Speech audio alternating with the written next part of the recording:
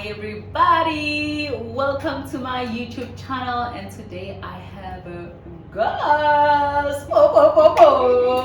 So she's gonna introduce herself. Over to you, madam. Okay, hi everyone, my name is Netema Kwambe and I am an intern counseling psychologist. Yes, an intern to be an independent practitioner because she has written her board exam, so it's few minutes away from being coming. So we're gonna start with the basic questions. You're gonna get to know her. So Sneh, tell us where you're coming from, what did you study, and how was your journey up to this far? Okay, so I'm originally from AKZN. I studied to become a counseling psychologist. So in terms of my journey, I started with undergrad. Anyway. Oh my goodness. So I think in high school, I definitely did want to become a psychologist. I did want to work with Abantu, so I chose psychology as a career. So I applied to AUKZN for a Bachelor of Arts degree, and then I got into it. And then when I was choosing my modules, I chose the psychology as a core, I think they call it core modules, a major, yes, as a major. And then from then on, I just carried on with my psychology journey. So I did my undergraduate degree at AUKZN. The Howard campus. Then I went to Pietermaritzburg to do my honors degree, and then for masters I did my degree at the University of the Free State. Okay, that was quite fast and very detailed. Yes. So, but let's go back to high school. Did you always want to be a counseling psychologist? And if so, like, what was the inspiration behind it? Like, where did you get the motive to just want to be a counseling psychologist? Because I can imagine a lot of people don't really know what psychology is, especially at that level. I wouldn't say that I wanted to become a counseling psychologist. I just wanted to become a psychologist. Yeah. I think at that stage I didn't know there's a difference between counseling, clinical, education, and all of that. Yeah. So in my head I was like, I just want to work with Abantu in terms of the mental health level. I remember I even applied to, we had in high school peer helpers, which is basically like someone that you can go to speak about your problems in high school. So that just showed me this is something that I wanted to do. So when I applied, and you just apply for psychology. There's no clinical counseling or anything like that. Yeah. Makes sense, because I'm just trying to think about my journey. I never wanted to be a psychologist until neuropsychology. So, because for like a lot of people, I think once you don't really pass well, that's the assumption, then you just like automatically go for BA and figure things out. Yeah. But it's not like that. Some of us want to go into Bachelor of Arts, and it's not easy. Okay, so now let's talk about undergrad. A lot of people just think, okay, so you do a degree and then you move to honors automatically, then masters, and then voila, you're a psychologist. So walk me through the journey of undergrad, honors, and eventually masters. Like, when did you start your undergrad? When did you get to honors and then masters? And what were the percentages or averages they needed for you to qualify for each of those stages? Okay, so now you're revealing my age. Now you're just revealing my age. Okay, so I did my first year of undergrad in 2015. Yeah. Because I matriculated in 2014. Yeah. So that was my first year, and then I just did the 3 years. Yeah. And then I graduated my undergraduate degree in 2017. Yeah. Right? And then 2018 I did my honors degree. And then 2019 I did my first year of masters. Yeah. So for me the journey was like there wasn't any stumbling block in terms of like moving from undergrad, honors to masters. I think the stumbling block was during masters. That's where the stumbling blocks happened. So in terms of a percentage, to get into undergrad, BA, I think they need like 30 points. Yeah. Right? And I think the average, it differs in terms of university. And then for honors, I think he average for that was 70 something. Yeah. I'm not really sure. What are the smart students? So to get into honors degree, AUKZN, your average needed to be 70% and above. Yeah. And then for masters, I think the average was also 70% and above at the University of the Free State. But obviously that depends on the university that you go to. It differs. That's quite interesting, and let me tell you, there are few people who actually get into masters like immediately, right away, straight from honors, and she is one of them. So let's congratulate Sneh for that, because wow, the girl is doing and she's a smarty too. Okay, so now let's get into masters. So how was the selection week? What happened? How many universities did you apply for? Where were you called? And what was happening? So I think I gambled with my life a lot because I literally applied to 2 universities. Wow. 2? No, it was 3 actually. Yeah. I applied at UKZN, Yeah. then I applied at WITS, then I applied at Free State. Yeah. Now there are a lot of universities that I could have applied to, but I only applied to 3 because I was like, you know what, God has got me. Like, first went through the interview process at UKZN, Pietermaritzburg. It was nerve-wracking. It was probably the most anxious I've ever been in my life. Yeah. It was a whole day, so they didn't do like a week. Yeah. It was just like one day. We went through the different processes of individual interviews and group interviews. Then we went to talk about our research. Yeah. I was nervous the whole time, I don't want to lie. And then I didn't get called into AFS for the selection week, but I went to the Free State selection week. I think at that time, when I went to Free State, I was a little bit more calm. Yeah. You know, because I know what to expect. I've been through the process before UKZN. Yeah. And Free State was, I think it was the week. So we were there for like the whole week. I'm still nervous, but a little bit calmer because now I know, okay, we're gonna do individual interviews, we're gonna do group interviews. I'm going to talk about my research project. So that's very interesting. Now I want us to go back to KZN. You spoke about group interviews. I think a lot of people are familiar with what individual interviews are about, but let's touch a little bit on that. What type of questions do they ask for individual interviews, and what really happens in group interviews? Should I speak about the group or the individual? Both. Both. Yeah. Okay, so basically when it comes to a master selection week, questions that you're gonna be asked are mostly questions that, especially for the individual interview, they're gonna be questions that they're gonna be based on what you wrote in your autobiography. So if you wrote about, I live in KZN, but I'm studying in Gauteng, you know, they're going to ask you about that. If you speak about anything traumatic in your childhood, they're going to ask you about that. So whatever it is that you put in your autobiography, they will ask you about that. And then the group interview, so the group interview in both UKZN as a Free State, they give you a topic, and then you just need to discuss the topic, right? So it's going to be based on the psychology topic. So basically what they're looking for there is just like, can you interact? How are you in a group setting? Do you speak up? Do you allow people to speak? Do you listen? So that's what they basically like looking for. I think it's important with the individual interview, don't write things that you don't want them to ask you about. Interesting. Yeah. And that's a good point to note, because you really want to write things that you are ready to talk about. Things that probably you've talked about and you know how you're going to feel about them. So I just want to ask, it's a follow-up question, what do you think were your strongest points and what do you think got you in? I think I wouldn't know what my strongest points are because I think being able to participate in a group setting, that helps you a lot because in masters you are with 6 other people all the time. You know, so you are consistently interacting with those people like all the time. So in that group interview, participate. Even if you're like a shy person, I'm not like the loudest person in the room, but I make sure with him I speak, I have something to say in that group interview. And as you are saying, like in your autobiography, always write things that you are comfortable to speak about. Because in your individuals, that's what they are looking for. They're looking for people who, okay, you've gone through something, but you are able to speak about whatever it is that you have gone through. You have self-awareness, you are empathetic, you are resistant as well. They really look for that. People are going to be able to handle each other because masters is challenging. Right? So in your autobiography, in your individual interview, like show Loma good points. So it's okay, I've gone through some childhood stuff, but I'm in therapy.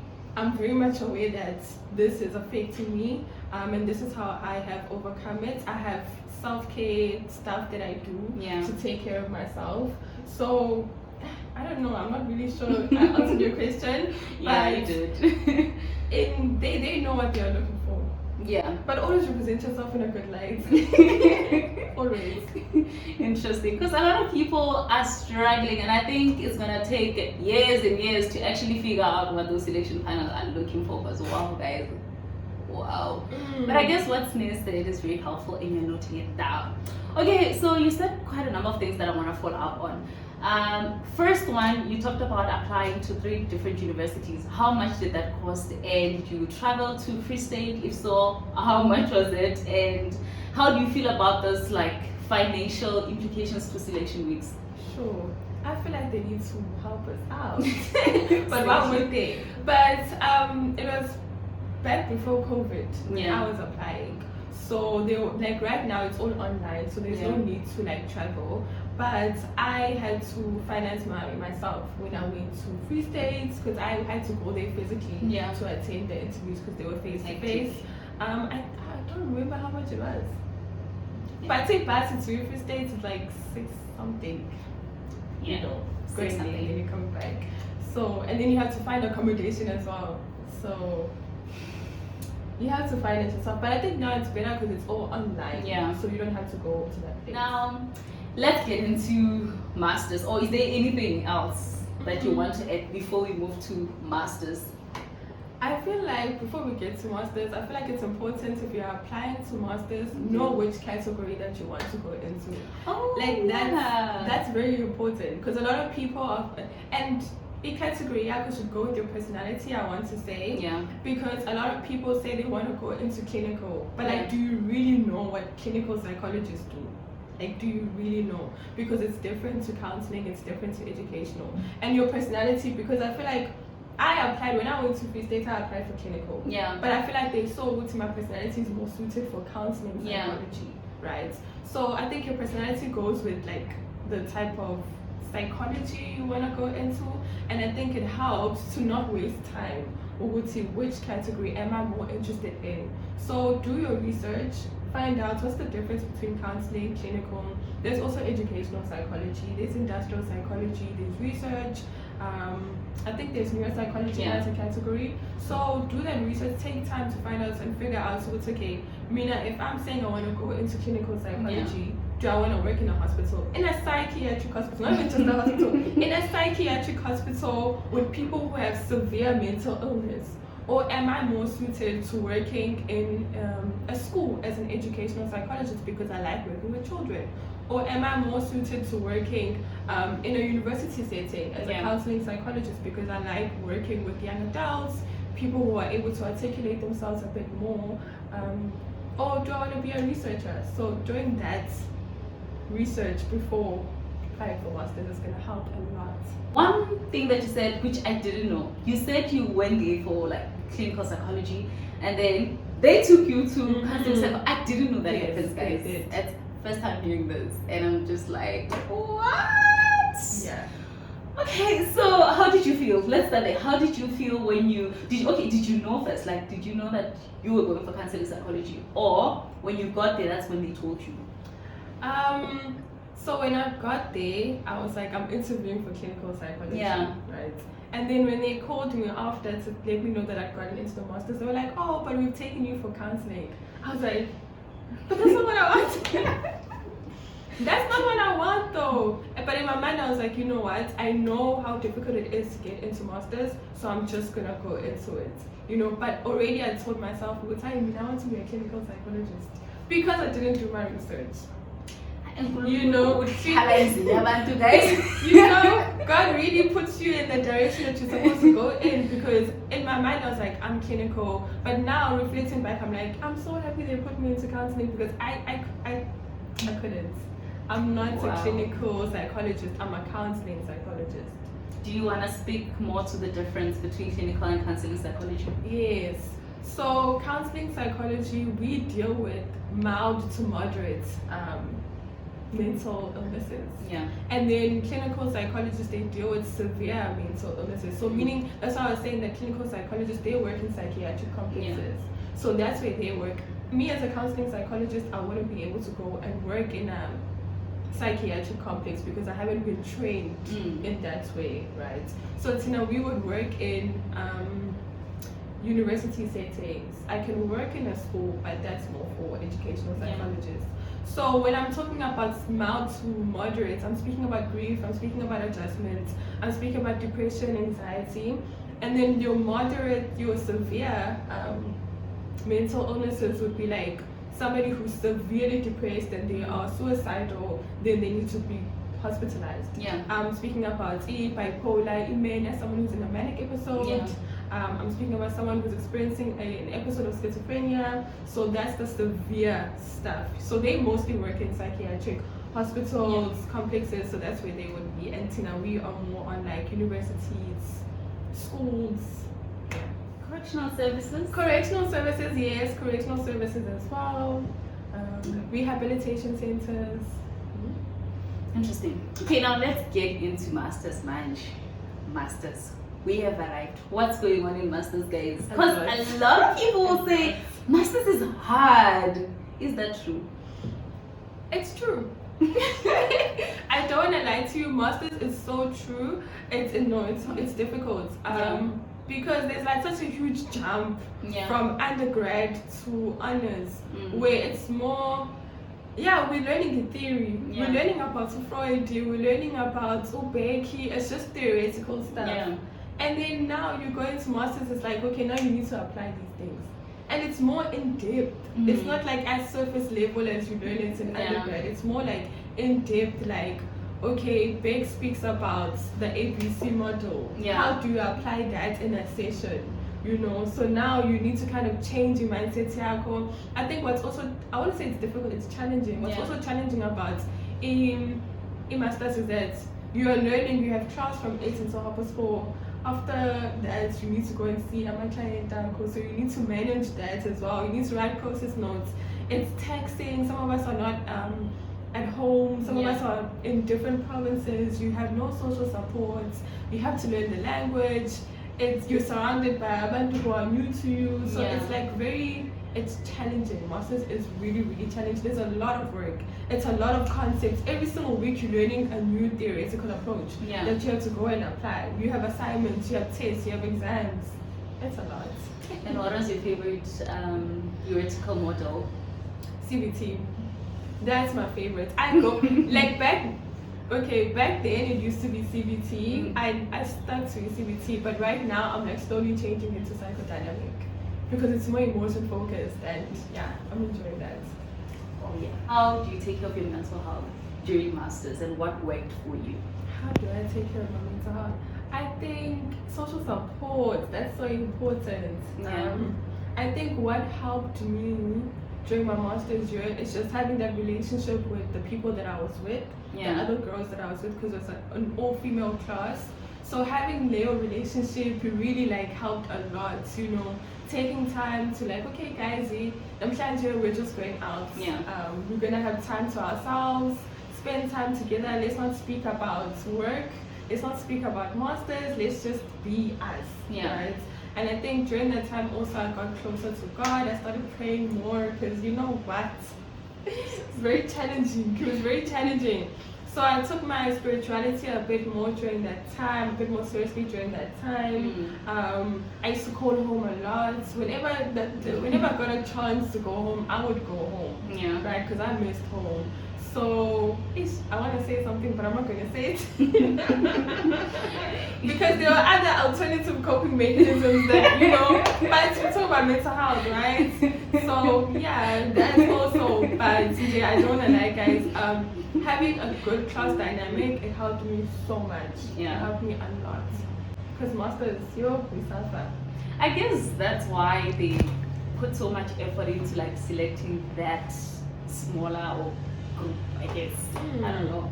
Maybe they look at individual dynamics and group dynamics and see how you guys would like gel and work well together and carry the whole group mentally as well. That's nice. I'm glad you're here. Alive. Degree made it to the other side. And what cost what about here? So let's talk about funding. Because a lot of people get into masters and they never think about how they have to fund their studies. Because a lot of people think, okay, I had NSFAS, maybe they'll automatically send our documents to NRF and we'll be funded. how did you fund your studies, and how is it to look for funding for you, specifically for you? Yeah, looking for funding is so difficult, especially for post-grad. I think when it comes to my honors was paid by UK's. That's why it's important to study hard. You need to study and get those marks because universities do pay for you. So honors was paid for by UKZN. And then when it comes to a Free State team, my first year was paid for by Free State because they had a bursary, internal bursary, so I applied for it. And then they paid for my study that year. And then in the second year, I don't know what happened during my internship, but something happened. Something happened, but my fees were not paid. Yeah, I think. And then because I had to extend my master's degree, that third year, during my second year, my internship year, I applied for IPRESI as a correctional center. Yeah. So I got that. That's what helped me during my third year that I was doing. So you need to look for bursaries. Like correctional center definitely does take on my psychologist, clinical and counseling psychologist. Yeah. Department of Health also, there's a bursary there for clinical psychologists. Where else? NRF as well. Yeah. I think it does fund master students. I'm not sure if it's more research related or not, or if they do fund. But that's for you guys to go and that's on you to go and find them up inside. But schools do help. If your marks are good, then they will provide you with a bursary, but it's difficult. Post-grad, there's no funding for us. I guess that's why the qualifying mark is like 70%. Yes. Because where else are you going to get money from? Makes sense. Okay, so you talked about extending your master's for a period of time. What happened? Yo, guys, what did not happen? What did not happen? So research happened. That's what happened. So part of your master's degree, you need to do a research, a mini dissertation, which is basically research. So I did my first year of master's. I did my internship. Where's my research going? Because during that time, I'm not doing my research. Because there's no time. Actually, there's no time, especially during the internship. Like you get home, you are so tired. But I would definitely do advise you guys to put in that 1 hour of the internship, especially after you've done your day internship and do your research. Because that's why I had to extend my degree, because I had to finish off my research. They will not let you graduate if you don't finish off your research. So that's why I had to extend. Important. Balance. Balance it. Yeah, but then that speaks to how hard masters these guys. Okay, now let's speak about internship. You are done with your masters. Thank God. God came through, pulled through for you, girl. So now let's talk about applying for an internship, because that's another misconception. People think that we are awarded internships. But some people are. Like some people are. Like some universities actually place you. Like I know Reds, the clinical guys, they get placed into internship sites. It depends on the university. I think Rhodes does the same thing, only for clinical though. So how was yours? But for us, for counseling, you have to apply. And as I said, I like to play with my own life because I only applied to one place. Literally just one place. I applied at this SCCDU. That's where I did my internship. And it wasn't hectic. So you just send any application, your CV, your registration with the HPCSA, your ID, just like the normal stuff, and then they call you to interview. So I had to go from Free State and come to Joburg to do my interview live. And the interviews are they're not crazy, because they ask you about yourself, they ask you about your journey in master's so far, they ask, things that are relevant. I don't want to tell you guys the questions. You have to go see yourself. I don't want to get into trouble with anyone. So it's not a difficult interview. I think it's not a difficult interview. As long as you manage to get to masters, then you'll be able to get into the internship side.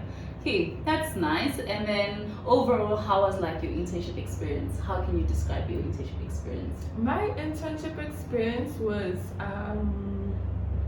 it was during COVID. So yeah, that's all I can say. My internship experience was during COVID, but one thing I really loved about it is how we were supported by the staff members. Because now they were dealing with something that they've never dealt with. So we had to move from face to face to online counseling, which is something that has never been done. Like HPC was not even talking about telehealth at that time, like at all. So we were just guinea pigs to the whole thing, and I really appreciated how they were just very much supportive, the staff advocates. It was challenging though. It was really challenging because everyone was going through a lot. We were going through a lot, the students were going through a lot, but I had to provide counseling to you. I can imagine. Yeah. Okay, so before we get to board exams, camera woman, any question, any follow-up? I actually do have a question with regards to your internship, right? So, how was your first experience, counseling someone, like your initial, like the very first one? How was it? Were you like preparations? How was the experience? So my first ever counseling session was during my coursework, master's year. Like that's our year one of masters. Okay. That's when we did our first counseling, and then year two is internship. So already I have experience of counseling people. Maybe I blocked it, but I'm pretty sure I was nervous. But the great thing is that they taught us how to do the initial first session. So a first session in counseling is basically background. So already I knew it's okay. I'm just gonna obtain you background. There's no me doing any therapeutic work, like trying to help you with your problem. It's just like obtaining your background, building a rapport, and also making sure that I'm creating a connection with you as my clients. But I'm sure I was really nervous. Like I'm sure I had my clipboard because we had clipboards, we had our exam pads. I'm sure I wrote down all of the questions, and then most of the time I'm pretty sure I was looking down instead of looking at my client. But it's nerve-wracking because it's like I want to help this person. I want to make sure that I understand why you are here. I want to build a connection with you and make sure that everything goes well for you. But also I'm nervous. I was nervous, I'm sure. I also have another question. So, because I'm also a psychology student, by the way. So, the question I have is during our honors, people used to, and even some universities used to have requirements like age restrictions requirements in a way. So, do you feel that was in a way necessary in terms of because you've already done your internship, you've met people, you've heard so many problems. So do you think age might be a factor, it might be something really important, I don't know, but you get what I'm saying? It's an important question.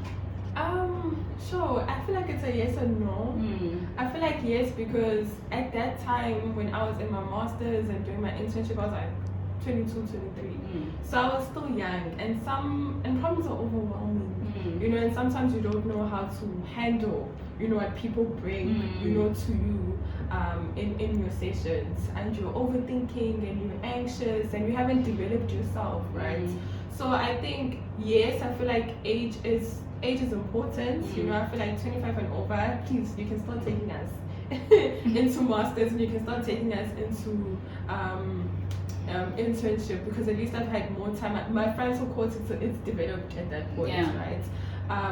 But no, on the other hand, because I'm dealing with other students, so I understand what you guys are going through. As someone who's 30 and has been working and hasn't been a student for a while, they kind of out of touch. And sometimes I'm a student, they would request someone who's a little bit younger, because okay, Usne can understand what I'm going through because she looks young, So for me, it's a yes and no. Personally, I would have preferred to do my psychology journey when I was a little bit older, right? But also when it comes to a clientele yet, which is students, for both clinical and counseling, students are more comfortable with people who are younger because I understand, what this person is going through. I mean, you do get older students, but even then, it's not a lot.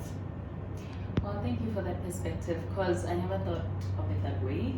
I thought they're thinking their own things, what is life experience? Because that thing always threw me off. Like, why are you saying I'm young if I do not have life experience?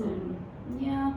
There's actually this thing about a lot of people who have attended counseling, whether clinical counseling, whatever, from wherever, they would say, I don't find it helpful. Like the reason why that happens is that people don't have an idea of what therapy really is about. You know, they think I'm gonna come in and my therapist is gonna solve all of my problems. And my therapist is gonna tell me I need to do A, B, C, D, Yeah. you know, to fix it, like inking or something. But therapy is not about that. Like, I'm here to hold your emotions, I'm here to create a space, and if we come to a solution with the problem, then that's great. But one thing I will do is ask, how does it make you feel? I'll definitely ask you that. You don't like that question. They hate it. Because now you need to, like, how does it really make me feel? Like, they feel like it's a stupid question because you want a quick fix. Like, why aren't you telling me how to solve this? Yeah. You know, instead of asking me how to talk. But that's the whole point of therapy. I need to know how you feel. There you have it in Zanzi. That's what therapy is. Let's move to board exams. A lot of people have asked me, how do you prepare for board exams? How did you write, and how are you feeling about the results? 3 questions. I am feeling so scared. I don't want to lie to you, board exams are scaring me. But how I prepared, I prepared for a long time. Like, I think I started gathering my information like in August. I was like, okay guys, let me just get all my stuff. It's a lot of information, so what I did was I did like a summaries of the Mental Health Care Act, of the Health Professions Act, of the Children's Act, like things that were important. And I asked a lot of questions. Like I asked people who had already gone through a process. It was okay, what must I focus on? So don't be like scared to ask people who have already done this, like what is it that I need to focus on. There are a lot of workshops or seminars that people are doing to help with preparing for a board exam. Unfortunately, I didn't go there because I feel like it's a lot of money, right? Yeah, they are expensive. So I didn't go to that, but I had like a lot of time to kind of ask about and get the information that I needed to get in order to know, okay, this is what I need to focus on. Board exams, guys, wow, we'll see when results come out. I don't want to speak too much on that, so we'll see when results come out how it was. But yeah. Great. Then what's next? What's next is passing board exams. That's next. Definitely that's next, and then looking for a permanent job. Definitely looking for a permanent job. As I said, as a counseling psychologist, you can work basically anywhere. Yeah. Like you can really work anyway. Correctional centers are hiring counseling psychologists now. Universities mostly hire counseling psychologists. Rehabilitation centers. You can even work in a hospital, but you don't work with like severe mental illness, as I mentioned. You work with just people who have cancer, people who have had a stroke. So you work with those type of diseases. So you do bedside counseling. There's like a wide variety of places that counseling psychologists can work in. So definitely the next step is finding a job. So can you have your private practice immediately after finishing or getting registered by HPCSA? Yes, you can definitely start the process of having a private practice. There's no time limits of it. Any advice to young people? Number one, so there are 2 categories. The first one is the ones who are in high school and they want to be psychologists, and the honors group trying to get into masters. Sure, guys. Your advice would be, guys, this is a very challenging, I don't like to use the word difficult, it's a very challenging journey, right? There are many stops and starts to it. Some people's journey is easy. They do their full 6, because the whole thing is 6 years. They do their full 6 years and then they're out of it. Some people's journey has stops there, somewhere along the way. Like I had to stop because of my research, but because of the fact that I'm very passionate about becoming a psychologist, I've pushed on, right? So never get discouraged during a journey, because if it's something often Work hard. Definitely work hard to get a maxi that you need, especially for if you want to get into masters, because marks get you halfway into the door, and then yourself, your personality, your authenticity, your genuineness gets you into it. So when you are going into those interviews, be yourself. Don't portray something else that you're not. Really just be yourself. Show them your personality. Show them that you're someone who cares for abantu. Volunteer. People don't want to volunteer. Volunteering is very important, because then you're learning how to work with abantu who are different from who you are. So volunteer. If you're in high school, work hard, focus on matric. Don't focus on, I need to get into, no, focus on matric. Focus on getting into university, and then you'll see from then on. But psychology needs to be a passion. You really need to be passionate about it. So I don't know if this is too personal, but I just want to know, what have you learned about yourself through the journey of, the entire thing, and specifically focusing on your internship and getting to be with people and doing the sessions and stuff. What have you learned about yourself, and how have you grown, basically? That's a good question. Now they can reflect. Oh my goodness. Camera woman. That's why I wanted her to do it in the first place. So what have I learned about myself? I think one thing I learned about myself is that I'm more capable than I actually give myself credit for. I overthink a lot, I doubt a lot.